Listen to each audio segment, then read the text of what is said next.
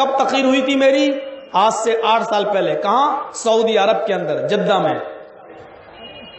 جو میں نے کہا تھا کھڑی مورتی اور پڑی مورتی، وہ اتنی آگ لگائی ہے کہ آج ایک لیپ ٹاپ والا مولوی بس اسی کو، کیونکہ آج پوری بریلویت سوچنے پہ مجبور ہے کہ مولوی نے بات تو صحیح کہی ہے. اب یہ بیچارے چھچھوندر اور چوہے اچھل رہے ہیں. غلط. مولوی جرجیس نے مزار کو مورتی کہہ دیا، قبر کو مورتی کہہ دیا. کیا مولوی جرجیس کا باپ قبر پہ جب دفن ہوگا، مر جائے گا، تو کیا مولوی جرجیس اپنے باپ کی قبر کو مورتی کہے گا؟ اور سن لو، یہ کیس چل چکا ہے میرے اوپر. میری قبر کو مورتی کہا، مولوی جرجیس کو سزا دو، اور فیصلہ میرے حق میں ہوا ہے. جج نے بھی کہا کہ بالکل صحیح کہا. ہندو جج کو عقل آ گئی، مسلمان کو عقل نہیں آ رہی ہے. اور جج نے جب ہم سے پوچھا کہ آپ نے قبر کو مورتی کیوں کہا، آپ نے کیوں کسی کی دل کی بھاونا کو بھڑکایا، تو میں نے کہا صاحب اس میں بھڑکانے کی کیا بات ہے؟ میں نے تو قبر کو مورتی نہیں کہا، میں نے کہا ہندو کھڑی مورتی کی پوجا کرتا ہے، مسلمان پڑی مورتی کی کرتا ہے.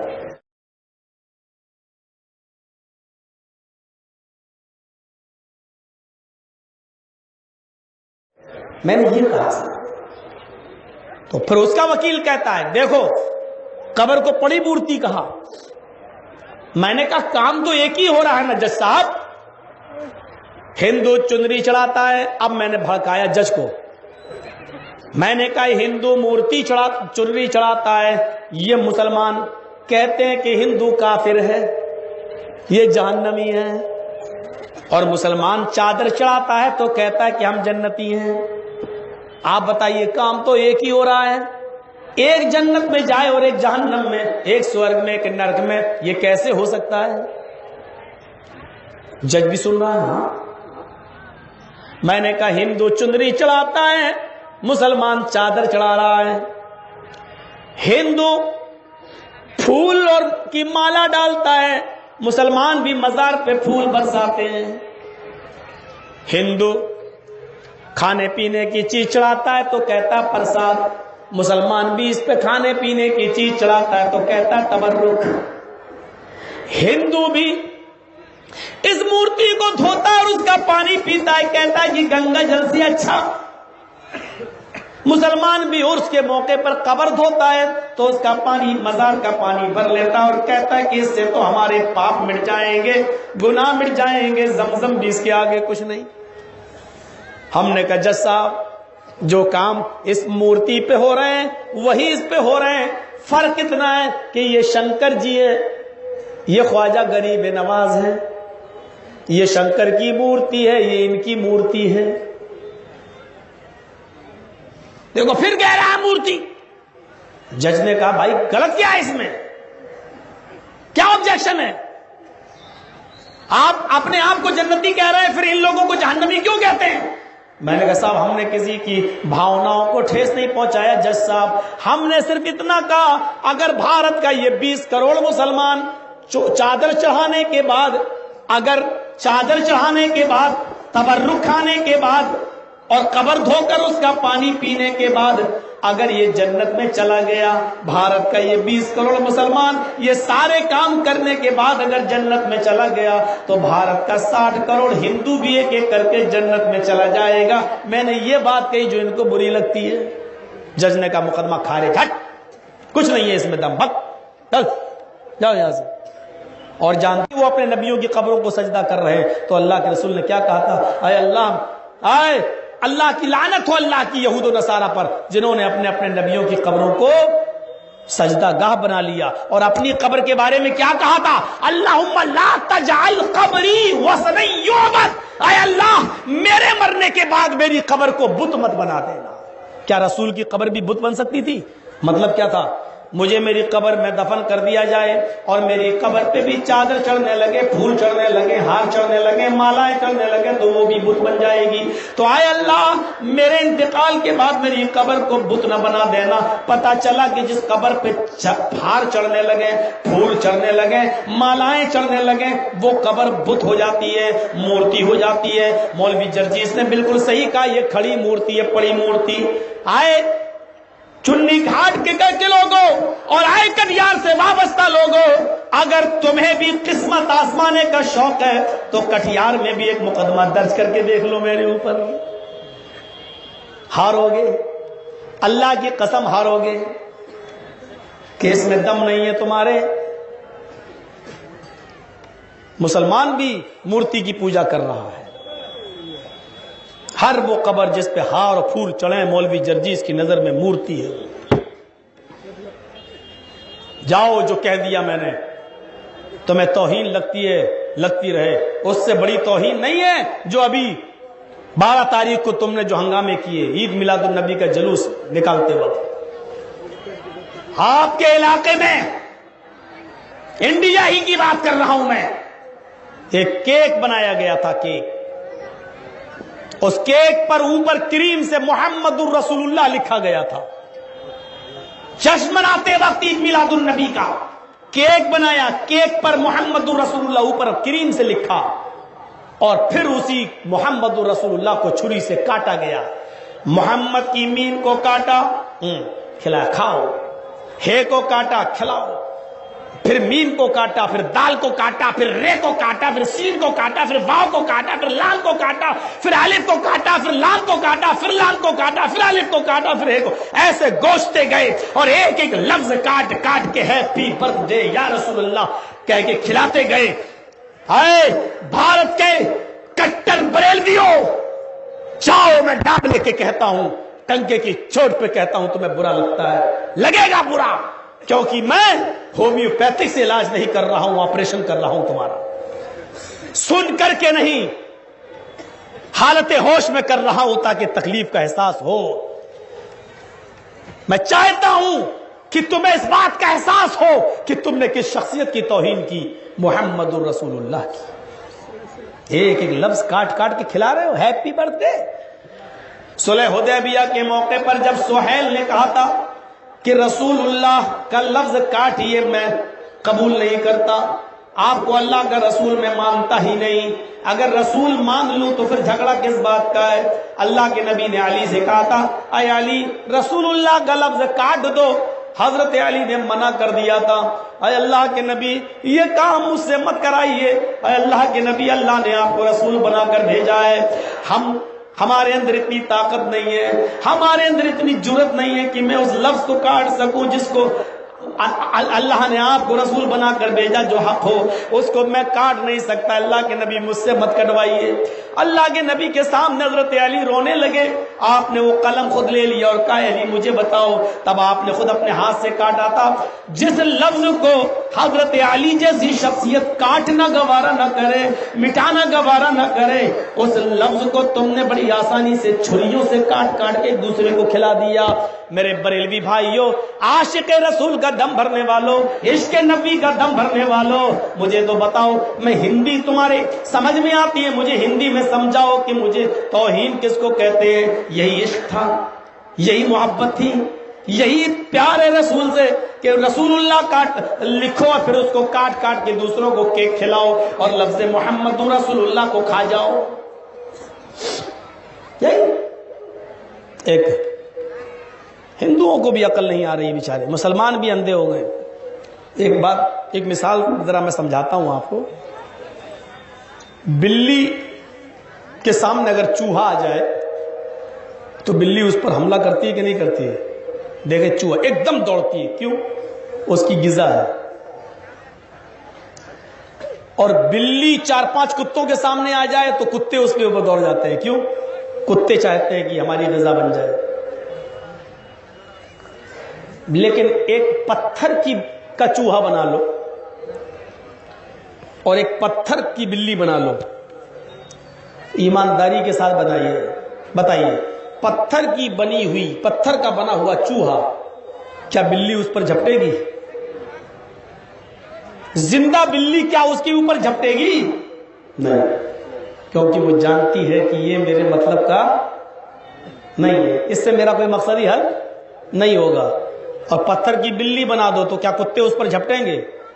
नहीं। बिल्लियों को इतनी अकल है, कुत्तों को इतनी अकल है कि पत्थर की बनी हुई ये मूर्ति, पत्थर की बनी हुई ये चीज हमारे काम की नहीं है, हमें फायदा नहीं पहुंचा सकती है। लेकिन ये बेचारा हिंदू अपने हाथ से उसी पत्थर के भगवान को बनाता है, अपने हाथ से तैयार करता है और अपने हाथ से बनाने के बाद ही डरते हो जाता, ओ भगवान नमस्कार, फिर उसी के सामने झुकता है। तुलसीदास जी ने कितनी अच्छी बात कही थी। तुलसीदास जी ने तो कबीरदास जी ने कितनी अच्छी बात कही थी। दुनिया ऐसी बाउली के पत्थर पूजन जाए, दुनिया ऐसी बाउली के पत्थर पूजन जाए, घर की चकिया कोई न पूजे जिसका पीसा खाए। हिंदू कहते हैं ना, हर जो चीज से फायदा मिले वो भगवान है। तो पत्थर की मूर्ति से क्या फायदा मिल रहा है? शंकर जी की मूर्ति खड़ी तो खड़ी है, रामचंद्र जी की खड़ी तो खड़ी, क्या फायदा दे रही है? अगर पत्थर से फायदा ही मिल रहा है तो घर की चक्की फिर भी अच्छी है। हाथ की पत्थर की बनी हुई वो चक्कियां कम से कम आपका आटा तो पीस के दे रही है, गेहूं उसमें डालो तो आटा निकाल रही है, चावल डालो तो कम से कम उसका पिसान बाहर निकाल रही है। तो कबीरदास जी कितनी बड़ी बात कह गए कि दुनिया ऐसी बाउली के पत्थर पूजा जाए, यानी पत्थर से समझ रही कि भगवान है। और अगर पत्थर में ही फायदा है तो घर की चक्किया से जो फायदा है उसको कोई नहीं पूछता है। अगर पूछता ही है तो घर की चक्की को पूछो, पत्थर की जो कम से कम आटा बना रही है, गेहूं को चावल का पिसान। दुनिया ऐसी बाउली के पत्थर पूजन जाए, घर की चक्किया कोई न पूजे जिसका पीसा खाए। मेरे भाइयों, कबीरदास जी भी इतनी बड़ी बात कह गए, लेकिन हिंदू कबीरदास को अपना मानते हुए भी उनकी ये बात नहीं मानते। कहते आस्था है, ये आस्था बड़ी अजीब चीज है। आस्था है, आस्था मतलब चला आ रहा बाप दादा के जमाने से, दलील नहीं है, चला आ रहा, ये होती आस्था, अंधी आस्था। चला आ रहा है बाप दादा के जमाने से, ये 100 पढ़े लिखों को मैं समझा लूंगा, लेकिन एक जाहिल को नहीं समझा पाऊंगा। हकीकत है भाई, पढ़े लिखों से सवाल करो आसमान में कितने सितारे हैं, वो कहेगा पागल हो यार, हक। दूसरे पीएचडी से पूछो कितने सितारे हैं, हक, पागल है। और एक जाहिल से पूछो कितने सितारे हैं, वो कहेगा 5 लाख। हैं कैसे? नहीं मानता, गिन के आ चल। उसको कौन समझाएगा? जाहिल से सवाल करो आसमान में कितने सितारे, कहेगा 5 लाख। हट, तुम कैसे?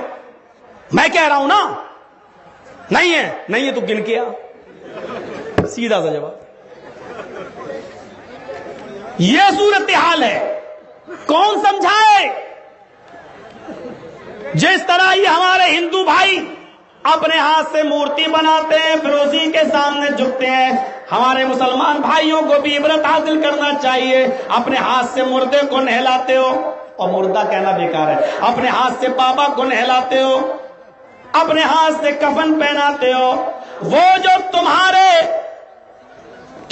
मोहताज हो गया मरने के बाद, जो अपने हाथ से गुस्ल नहीं कर सकता है, जो अपने हाथ से कफन नहीं पहन सकता है, जो अपने हाथ से चारपाई पे नहीं चढ़ सकता है, जो अपने हाथ से उठ नहीं सकता, अपने आप से कब्र में जा नहीं सकता, जो चारपाई पर अपने आप लेट नहीं सकता, जो तुम्हारे 4 आदमियों के कांधे का मोहताज है, फिर कब्र में अब तुम्हारे बिना उतर नहीं सकता, उतारने के बाद मिट्टी भी तुम्हारे बिना नहीं दी जा सकती है। सब कुछ करने के बाद दुआ भी उसके लिए कर रहे हो कि अल्लाह मरने वाले के गुनाहों को माफ फरमा दे। जो मरने के बाद तुम्हारी दुआओं का मोहताज हो, फिर फौरन दूसरे और तीसरे दिन वो बेटा बेटी देने की क्षमता और ताकत उसकी اندر کہاں سے آ جاتی ہے؟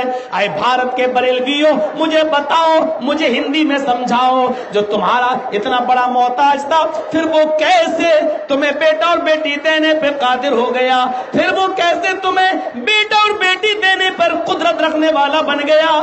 جس طریقے سے ہندو بھائی ہم نے مثال دی ہے، کتے اور بلیوں میں پھر بھی عقل ہے، وہ پتھر کی مورتیوں پر حملے نہیں کرتے کیونکہ وہ جانتی ہیں کہ یہ ہمارے کام کے نہیں ہیں، وہ زندہ کا شکار کرتے ہیں۔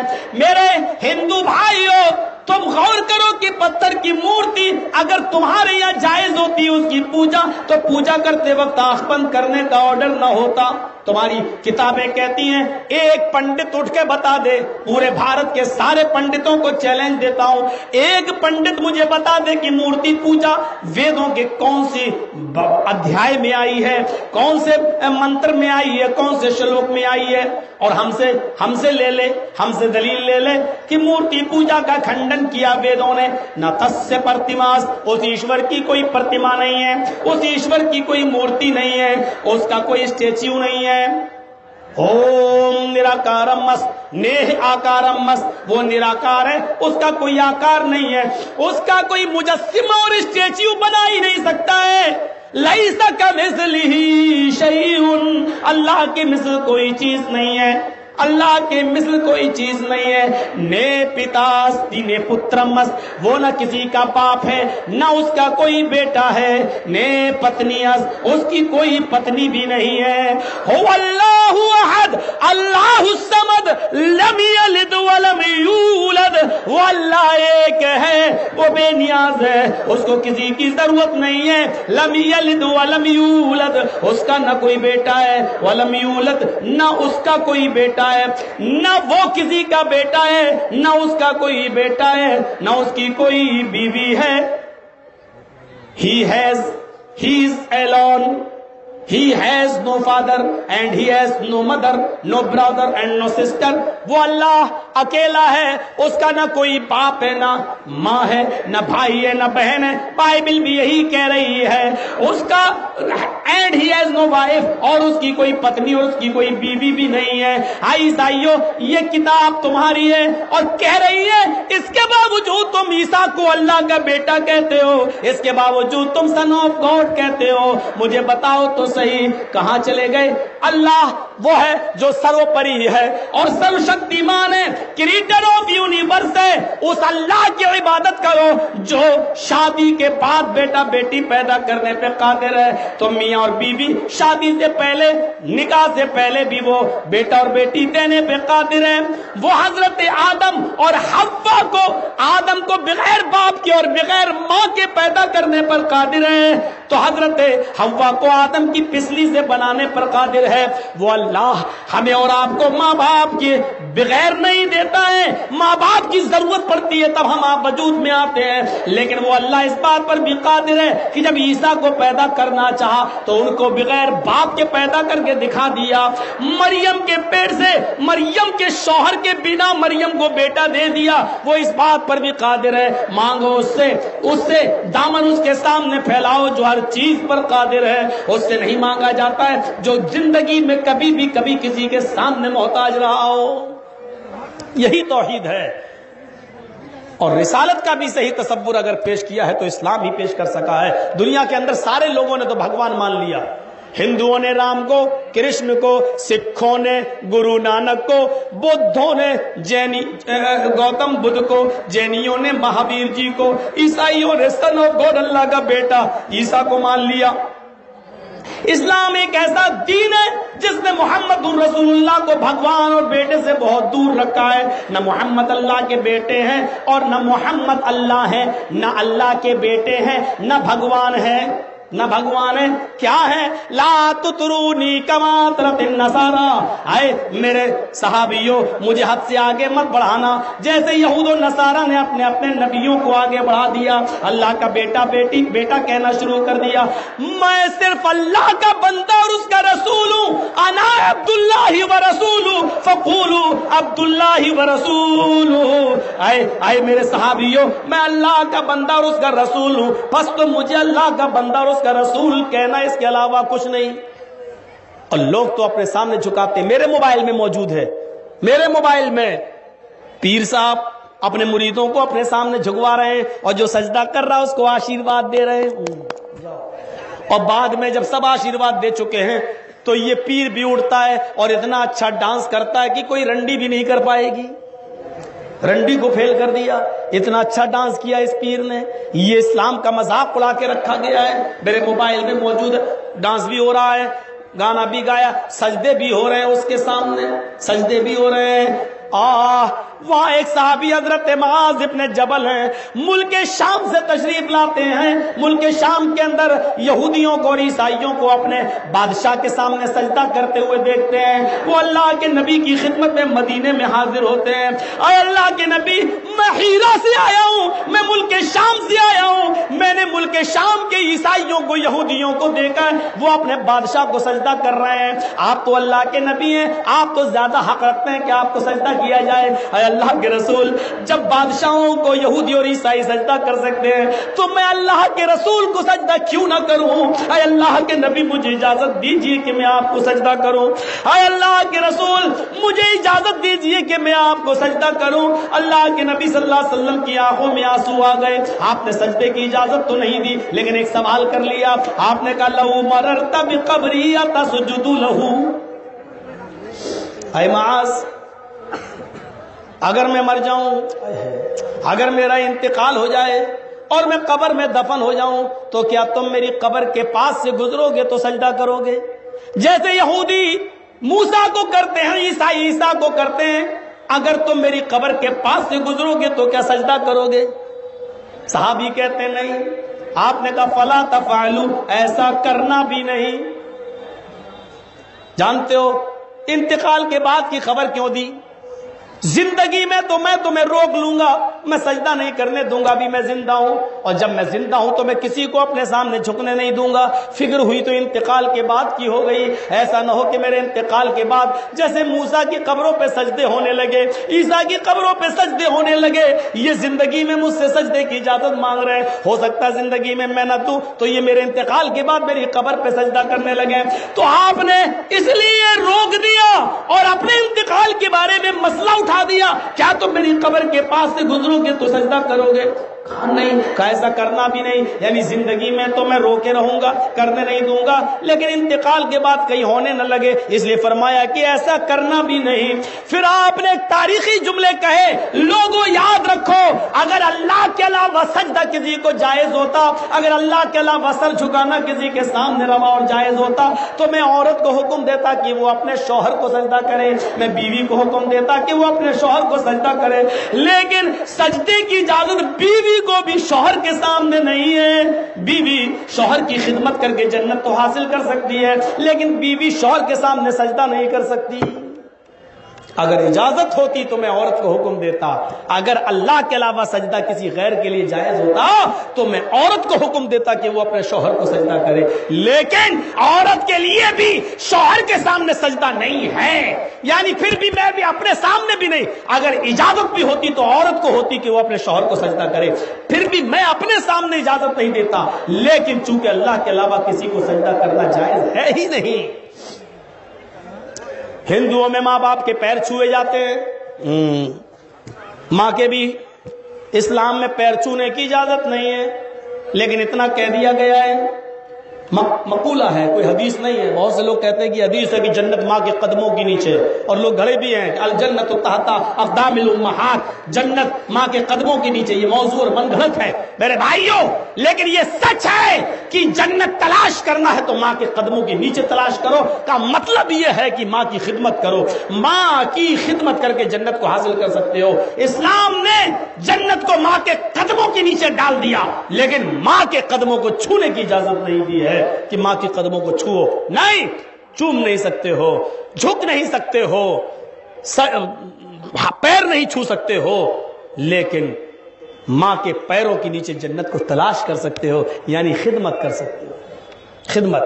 اور ایک صحابی خانہ کعبہ کا طواف کر رہے ہیں اور اپنی ماں کو جو آنکھوں سے اندھی اور دانتوں سے دانت نہیں تھے, دانت ٹوٹے ہوئے تھے, اور آنکھوں سے اندھی تھی, ہاتھوں سے کوڑی تھی, پیروں سے لنگڑی ہو چکی تھی, وہ صحابی اپنی ماں کو خانہ کعبہ کا طواف کرا رہے ہیں، حضرت عمر سے ٹکرا گئے، پوچھنے لگے امیر المومنین میری ماں ہے یہ، کہ اللہ تمہیں جزائے خیر دے، اس عمر میں اپنی ماں کی خدمت کر رہے ہو اور اپنی ماں کو بھی خانہ کعبہ کا طواف کرا رہے ہو، اللہ قبول فرمائے۔ کہا آمین، لیکن مجھے تو یہ پوچھنا ہے اے امیر المومنین، یہ میری ماں کھانا نہیں بنا پاتی ہے، بچپن میں مجھے خوب کھلایا، لیکن اب میں کھانا پکا کر اپنی ماں کو کھلاتا ہوں، میری ماں لیٹرین نہیں کر پاتی ہے، میں کراتا ہوں اور اس کی گندگی کو میں صاف کرتا ہوں، میری ماں کپڑے نہیں دھو پاتی ہے، میں کپڑے دھوتا ہوں اور اپنی ماں کو پہناتا ہوں۔ اور اس نے کہا میرے مرنے کا کوئی پتہ نہیں، موت کب آ جائے، مجھے بیٹا یہ گمراہ کرا دے، تو میں اپنی ماں کو اپنے کاندھے پر لاد کر لایا اور خانہ کعبہ کا طواف کرا رہا ہوں، ابھی صفا اور مروہ کی سعی بھی کروں گا۔ امیر المومنین، کیا ابھی بھی میری ماں کا حق ادا نہیں ہوا؟ کیا ابھی بھی میں نے اپنی ماں کا حق ادا نہیں کیا؟ حضرت عمر نے جب یہ سنا تو فرمایا تم اپنی ماں کے حق کی بات کرتے ہو، تمہاری ماں جب تمہیں پیدا کر رہی تھی، تمہاری ماں جب تمہیں جن رہی تھی، تمہاری ماں جب تمہیں اپنے پیٹ سے باہر نکال رہی تھی، اس وقت اس کو جو درد ہو رہا تھا، اس وقت اس کو جو تکلیف ہو رہی تھی، اور اس نے تکلیف کے لہجے میں پہلی جو آہ نکالی تھی، پہلی جو چیخ نکالی تھی، پہلی جو آواز اس نے نکالی تھی، ابھی تو نے اپنی ماں کی اس پہلی چیخ کا بھی حق ادا نہیں کیا، ابھی تو نے اپنی ماں کی اس پہلی آواز کا بھی حق ادا نہیں کیا۔ نوجوانوں کہاں ہو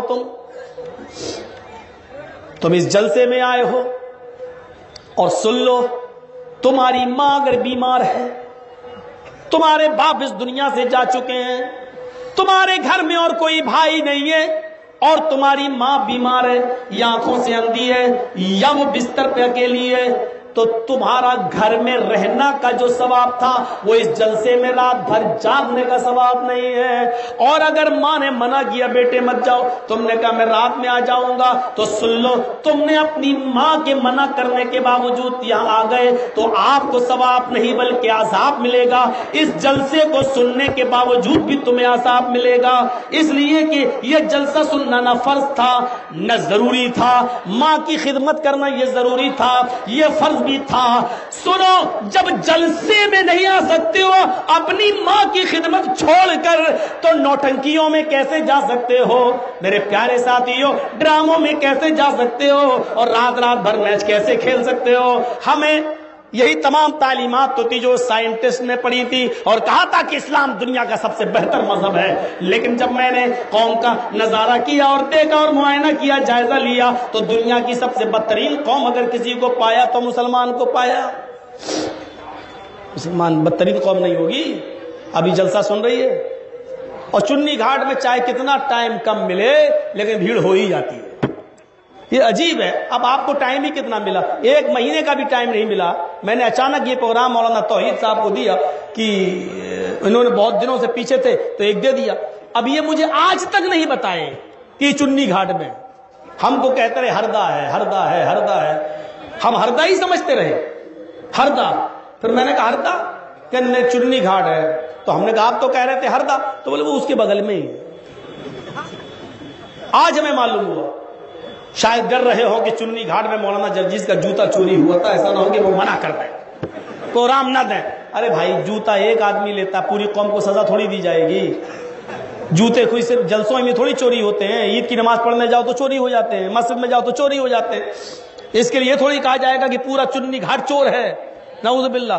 اور وہ بیچارہ پتہ نہیں میرا ہی کیوں لے گیا، اس نے سوچا ہوگا مولوی جرجیز کا جوتا پہن لو تو جنتی ہو جاؤں گا، لیکن اس کو کتنا کاٹا ہوگا میرا جوتا، یہ تو وہی جانتا ہوگا، لیکن بیچارہ بتا نہیں پا رہا ہے کہ بتائیں گے تو پول کھل جائے گی میں ہی چور تھا۔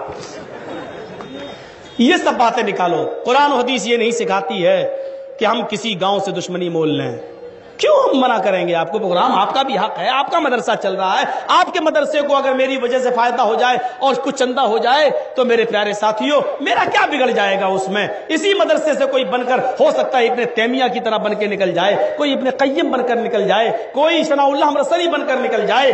میرے بھائیوں، یہ تو آنے والے وقت ہی بتا سکتا ہے کہ اللہ نے کس کی قسمت میں کیا لکھا ہے۔